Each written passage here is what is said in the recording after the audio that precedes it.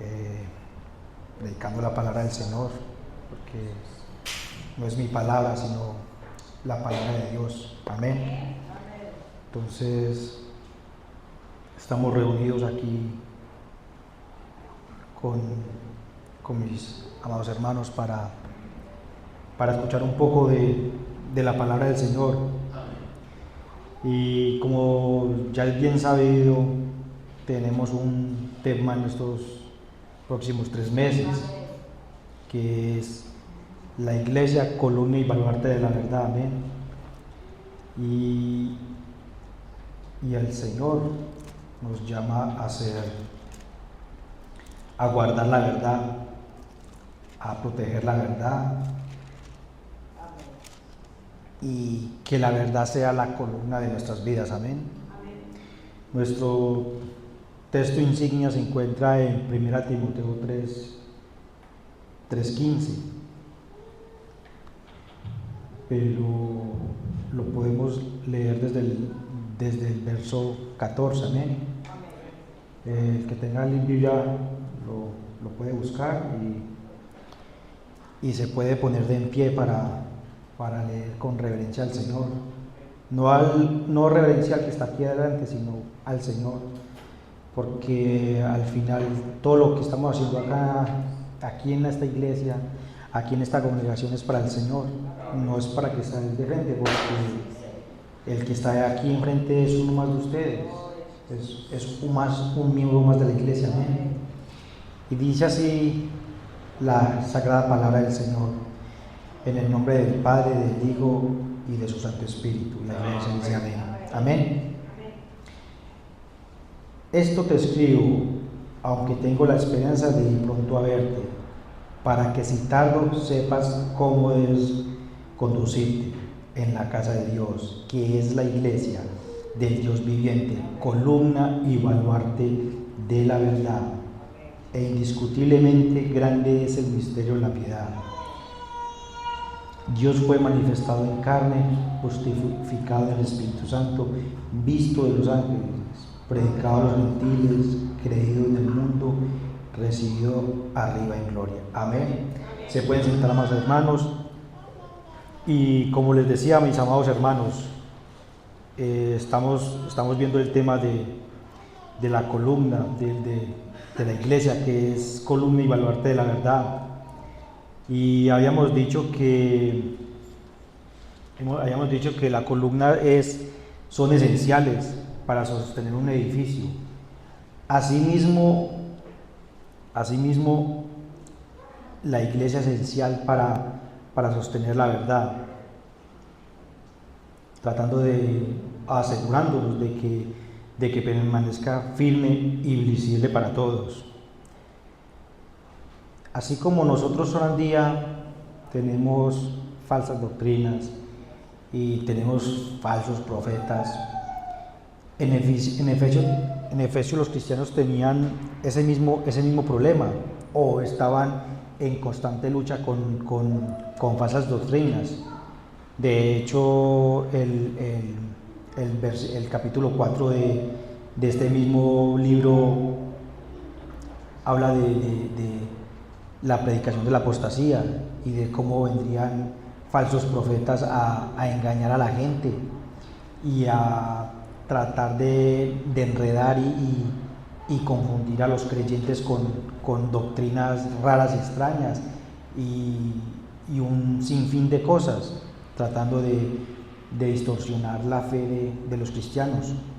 Entonces Pablo se ve en la necesidad de escribirle esto a Timoteo, y toma como ejemplo las columnas y baluarte, porque recordemos que en Éfeso estaba lleno de grandes monumentos a dioses, a falsos dioses. Estaba, por ejemplo, el templo de la diosa Diana, y eran columnas y grandes, ostentosas, que se veían de lejos. Entonces Pablo ve la necesidad de escribirle a Timoteo y decirle y tomar como ejemplo las columnas, para que él se familiarizara y los cristianos de Efesios se familiarizaran con con lo que Pablo le estaba diciendo aquí en la palabra. Entonces, como les decía, la iglesia somos llamados a ser baluarte y columna de la verdad, así como lo fue Pablo en la iglesia primitiva. Amén. Pablo en esta carta le dice a Timoteo cómo debe comportarse.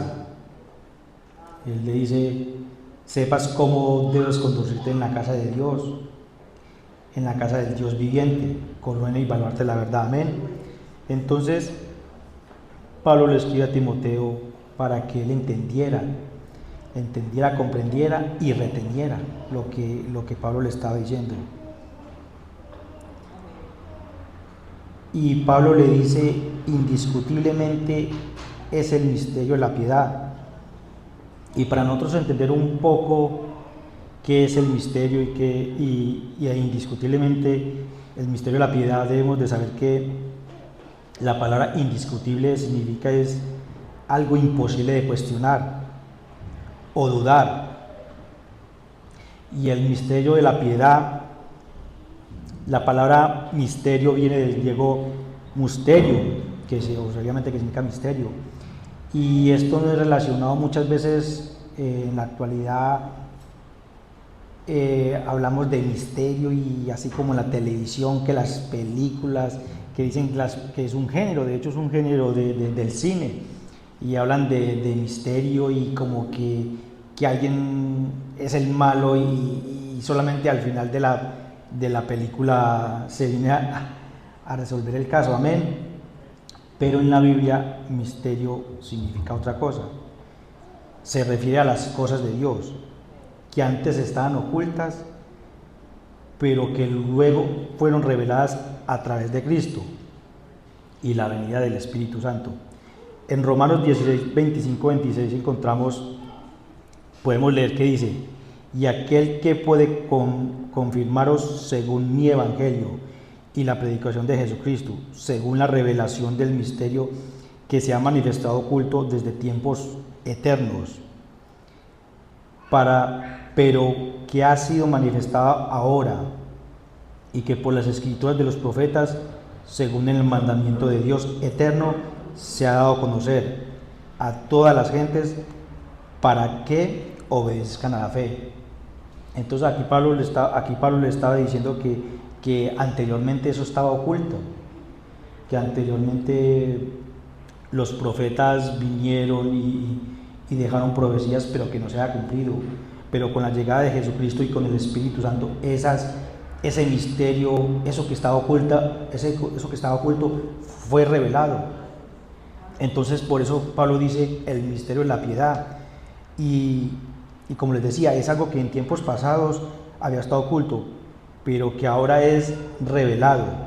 Un misterio es aquello que solo se puede conocer mediante la revelación de Dios. Amén. Lo que nosotros vivimos en este momento y lo que nosotros estamos aquí reunidos es porque Dios nos lo reveló. No es porque nosotros por sí solos dijimos: voy a la iglesia porque necesito congregarme, o porque yo soy bueno y necesito ir. Al contrario, es porque Jesús se reveló a los hombres. Es porque el Señor, porque Dios mismo vino en carne y se reveló relevó a nosotros mismos, a Él mismo. Amén. En Colosenses 1, 26, 27 dice algo parecido. Dice: el misterio que había estado oculto desde los siglos y edades, pero que ahora ha sido manifestado a sus santos, a quienes Dios quiso dar a conocer las riquezas de la gloria de este misterio entre los gentiles, que es en Cristo, en vosotros la esperanza de gloria. Amén. Amados hermanos, esa es la verdad. La verdad es que Cristo fue manifestado a los hombres para que nosotros tuviéramos fe, para que nosotros creyéramos. Y el Señor, en su gran sabiduría, no se lo revela a quien Él quiera. Amén. Sí, él lo revela a quien Él quiera, y Él lo reveló a aquellos apóstoles. Debemos de saber que en la antigüedad, en los tiempos de Jesús, para que ellos fueran maestros, ellos se tomaban desde muy pequeñitos. Ellos se tomaban como desde los 3, 5 años más o menos. Y ellos les enseñaban toda la ley de Moisés, se la enseñaban. Y cuando cumplían cierta edad, a ellos se les hacía como un tipo de examen. Y si ellos perdían el examen, digámoslo así, si ellos lo ganaban, eran maestros de la iglesia, eran maestros de la ley. Pero si ellos perdían, si ellos como que no estaban capacitados para seguir en ese estudio, para seguir siendo maestros, entonces a ellos los devolvían. Entonces por eso los apóstoles, uno era pescador, el otro era recaudador de impuestos. Entonces por eso el Señor es misericordioso y por eso dice que Él revela a quien Él quiera, porque fácilmente pudo habérselo revelado a los grandes sacerdotes, a los grandes maestros que se sabían la ley al derecho al revés, como decimos aquí, como decimos nosotros, como se dice aquí, pero no es así. Él se lo reveló a los, como decirle, a los que los tiraron para un ladito, porque no siguieron en el estudio, digámoslo así. Entonces, esa es la piedad, esa es la misericordia del Señor, que Él se manifiesta a quien Él quiera. Y dice, fue manifestado en carne. Dios se hizo humano en la persona de Jesús. Un gran acto de humildad y de amor. En Mateo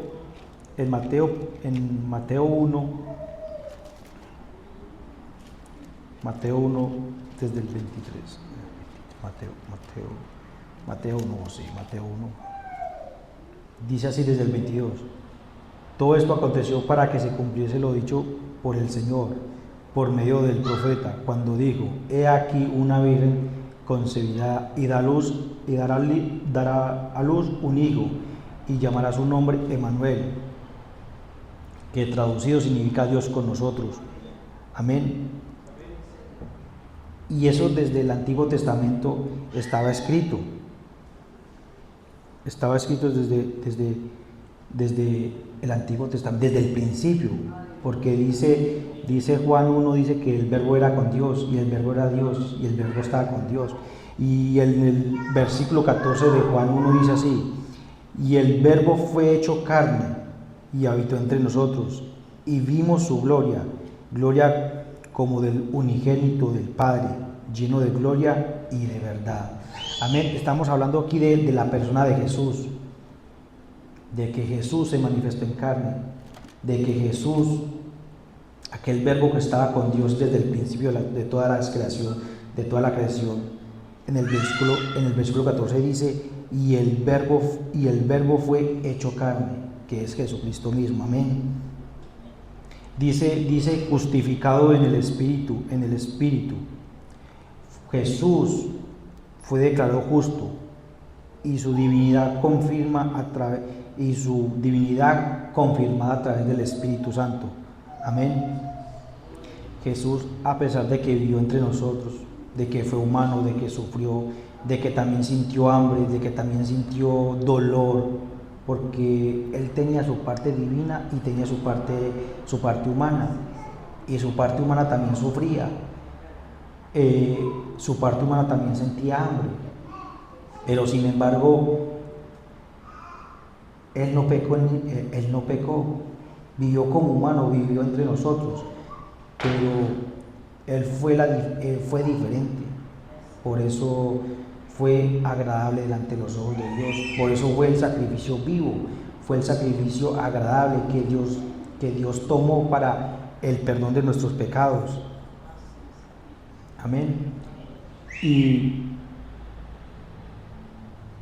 el Espíritu de Dios fue testigo de aquello. Recordemos cuando Jesús se bautizó en el río, que que dice que se escuchó una gran voz de que venía del cielo y decía que este es mi Hijo amado en quien tengo complacencia. Amén. Entonces, amados hermanos, dice la palabra que visto de los ángeles, su ascensión al cielo, donde fue recibido en gloria, presenciado por seres celestiales. Amén. No solamente los apóstoles lo vieron, no solamente aquellos que estaban reunidos con él y que lo seguían lo vieron, sino que también seres celestiales vieron y confirmaron que Jesús había resucitado, y que no solamente Jesús había resucitado, sino que había ascendido al cielo. Amén. Y en Hechos capítulo 1 dice así, del 10 y el 11 dice así: y estando ellos con los ojos puestos en el cielo, entre tanto que él se iba, he aquí se pusieron junto a ellos dos varones con vestiduras blancas, los cuales también le dijeron: varones galileos, porque estáis mirando al cielo, el mismo Jesús ha sido tomado de entre vosotros al cielo, así vendrá como les habéis visto ir al cielo. Son testigos de la grandeza del Señor, son testigos de que Jesús no solamente murió, sino que también resucitó, y así como resucitó también subió al cielo, y no solamente eso, que también vendrá por segunda vez. Amén. Y ese es la verdad de la iglesia. Esa es nuestra esperanza, ese es lo que nosotros como cristianos anhelamos. Amén. Y dice que fue predicado a los gentiles. El evangelio fue predicado a todos los pueblos. Es la extensión del mensaje cristiano de salvación a personas de todo el mundo, no solamente a los judíos, no solamente a aquellos que estaban con Jesús, sino que a toda persona, a toda criatura. Dice la palabra del Señor que Jesús, después de resucitar, se une con sus discípulos y los envía a predicar a toda criatura, que eso se encuentra en Mateo 28, 19 y 20, que de hecho tiene el título que dice la Gran Comisión. Amén. Y los envía a que prediquen el Evangelio, porque es algo que Jesús da para nosotros, para que nosotros llevemos la palabra del Señor a toda criatura. Porque imagínense nosotros tener esas palabras de esperanza, esas palabras que reconfortan, esas palabras que alientan, y guardarlas para nosotros mismos, guardarlas para nosotros. En cambio, el Señor nos dice que vayamos y prediquemos el Evangelio, que vayamos y llevemos las buenas nuevas, pero las buenas nuevas de Jesús. Amén. Entonces, por eso Jesús fue predicado a los gentiles, y dice: creído en el mundo. Muchos de los que estamos aquí parados es porque hemos creído en el mensaje. Alguna vez, en algún momento, escuchamos el mensaje, ese mensaje de esperanza, ese mensaje que nos devolvió la alegría, ese mensaje que nos dice que no estamos solos, ese mensaje que nos dice que hay dos caminos, que está el camino a la perdición y está el camino de la salvación, y que el camino a la salvación solamente se encuentra en Cristo Jesús. Por eso Jesús dice: yo soy el camino, la verdad y la vida, nadie viene al Padre si no es por mí. Y por eso Pablo le escribía a Timoteo, y escribía en sus cartas, y ese era el énfasis de Pablo en todas sus cartas, que era que la salvación se encontraba solamente por Cristo, no por cosas humanas, sino que era el don de Dios, el don de un regalo del Señor, la misericordia del Señor que se hizo carne, el amor de Dios que se hizo carne en Jesús. Y por eso dice, por eso Juan 3:16 dice, de tal manera amó Dios al mundo que ha dado su Hijo unigénito, para que todo aquel que en él cree no se pierda, mas tenga vida eterna. Y el 18 dice, el que en él cree no es condenado, pero el que no cree ya ha sido condenado, porque no ha creído en el nombre del unigénito de Dios. Es lo que yo le estaba hablando, hermanos, hay dos caminos. Aquí no hay término medio, aquí no hay purgatorio como otras religiones. No, o usted se va con Jesús y alcanza la vida eterna, o se va sin Jesús y tiene condenación, tiene una eternidad sin la luz de Dios. Entonces, amados hermanos, el mensaje es claro, el mensaje de Dios es claro. Si recibes a Jesús vas a tener vida eterna y vida en abundancia. Y si creen en mí, no serán avergonzados. Si creen en mí, no van a ver la muerte. Si creen en mí, van a tener vida y vida en abundancia. Van a ver la luz de Jesús. Amén. Y dice, recibido allá en gloria. Jesús fue glorificado y fue ascendido al cielo. Y aquellos hombres que le seguían, vieron con sus propios ojos. En Marcos 16:19 dice, y el Señor, después que le habló, fue recibido arriba en el cielo y se sentó a la diestra de Dios. Qué maravillosas palabras, qué maravilloso saber que al cual nosotros seguimos, a ese Jesús que padeció por nuestros pecados, a ese Jesús que se entregó en la cruz, porque a Él no lo entregaron, Él mismo se entregó por la redención de nuestros pecados. Fue ese Jesús que los mismos discípulos lo vieron crucificado, lo vieron torturado, ascendió al cielo, y no solamente que subió al cielo, sino que se sentó a la derecha del Padre. Qué honor tan grande, qué honor tan grande, y saber que nosotros somos sus hijos. No dice la palabra que somos coherederos con Jesús. Amén. Y fue esa encarnación de Jesús, es un significado profundo. Este mensaje tiene un significado grande. En estos renglones se puede decir que se resume la palabra de Dios, se resume el Evangelio, se resume lo que Dios hizo por nosotros, que Dios fue manifestado en carne, justificado en el Espíritu, visto de los ángeles, predicado a los gentiles, creído en el mundo y recibido allá en gloria. Amén. Es un significado, es Dios que no se quedó distante, sino que experimentó la vida humana para salvarnos. A eso vino Jesús. Jesús vino y se hizo carne para salvación. Fuimos justificados en su muerte, fuimos justificados en su cruz, fuimos justificados en su resurrección. Amén. La resurrección mostró que Jesús era el Hijo de Dios y su sacrificio fue aceptado. Amén.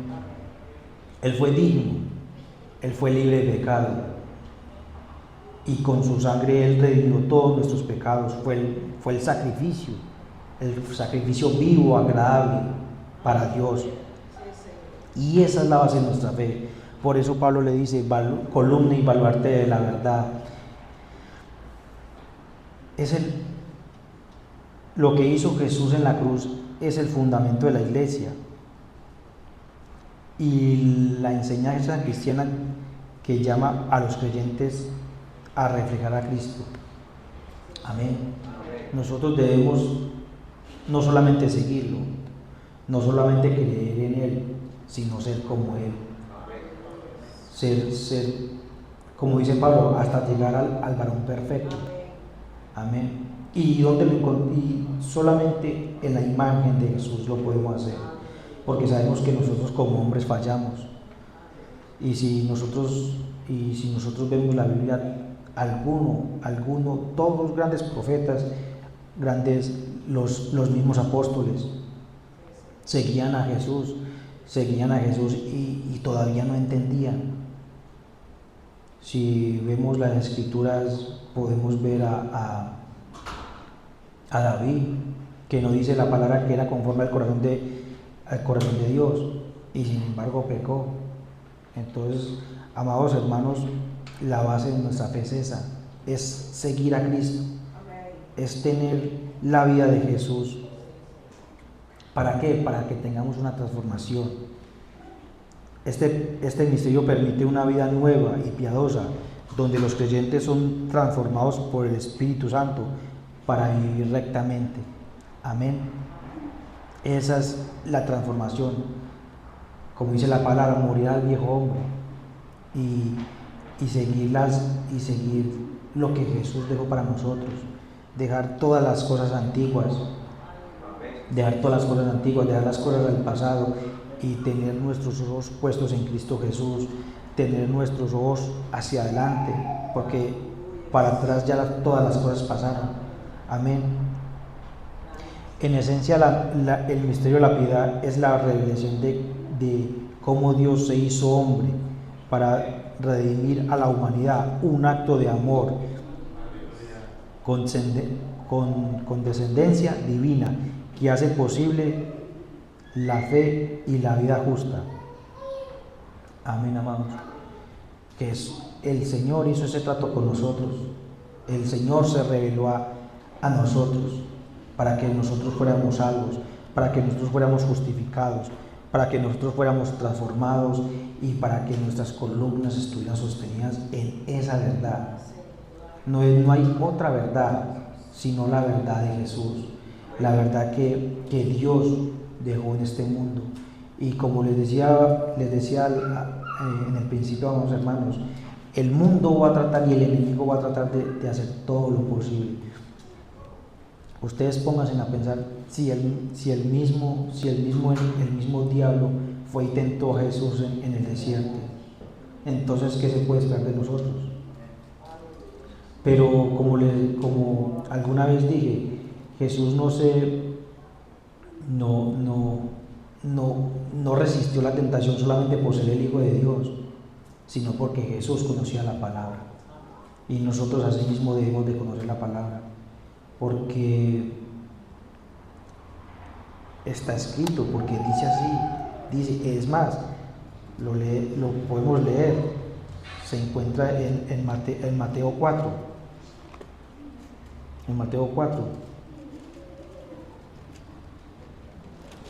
por aquí,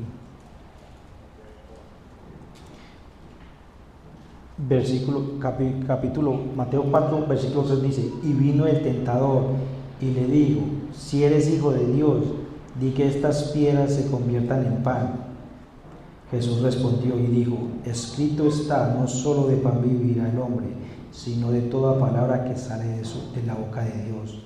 Entonces el diablo lo llevó a una santa ciudad y le puso sobre el pináculo del templo y le dijo: eres hijo de Dios, échate abajo, porque escrito está: a sus ángeles mandará acerca de ti. Amén. Entonces, amados hermanos, mire que el enemigo es astuto, que el enemigo es inteligente, y si fue y tentó a Jesús con la misma palabra, entonces, como les decía, ¿qué se puede esperar de nosotros? Por eso debemos de saber, por eso debemos de conocer la palabra de Dios, y debemos de tener nuestra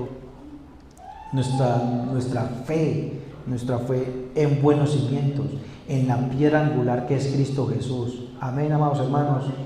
Y este es el mensaje que hay para nosotros, tanto como ustedes como para mí, de que seamos baluarte, de que seamos columna de la verdad, que ese misterio de la piedad que fue revelado a los hombres, a aquellos hombres que creyeron desde el principio. Y si nos ponemos a ver y a pensar esos grandes monumentos que había en Éfeso, que quedaron, nada, pero la palabra sigue viva. Amén. Amén, amados hermanos. Oramos. Padre amado, Señor mío, tú eres bueno, tú eres misericordioso, Señor bendito. En el nombre poderoso de Jesús te damos las gracias, Señor bendito. Te agradecemos, Señor bendito, te alabamos y te glorificamos, Señor bendito. Porque tú, Señor bendito, te revelaste a los hombres, Señor bendito, Dios amado, para que nosotros entendiéramos, comprendiéramos, Señor bendito, que eres tú, Señor, la luz del mundo, de que eres tú, Señor bendito, quien ha dado su Hijo unigénito, Señor bendito, para que creyéramos, Señor, para que fuéramos salvos, Señor bendito, para que no viviéramos en tinieblas, Señor bendito, sino que viéramos tu luz, Señor bendito, esa luz perpetua, esa luz que no se apaga, Señor bendito, esa luz que ninguna oscuridad puede apagar, Señor bendito, Dios amado. Amado Dios, te pido, Señor bendito, que este mensaje, Señor bendito, llegue a nuestros corazones, Señor bendito, y que comprendamos que nuestra fe no es por vista, Señor bendito, sino por fe, Señor bendito, porque hemos creído, Señor bendito, en tu palabra santísima, Señor, que ha estado desde el principio, dice, para palabra de esperanza, Señor bendito, de darnos fuerzas, amado Dios, Padre Santo, Señor mío. Padre Santo, te agradezco, Señor bendito, porque el sacrificio que Jesús hizo en la cruz, Señor bendito, fue la que nos redimió, Señor bendito, Dios amado. Y no solamente la cruz, Señor bendito, sino su muerte, su resurrección, Señor bendito, y su ascensión al cielo, Señor bendito.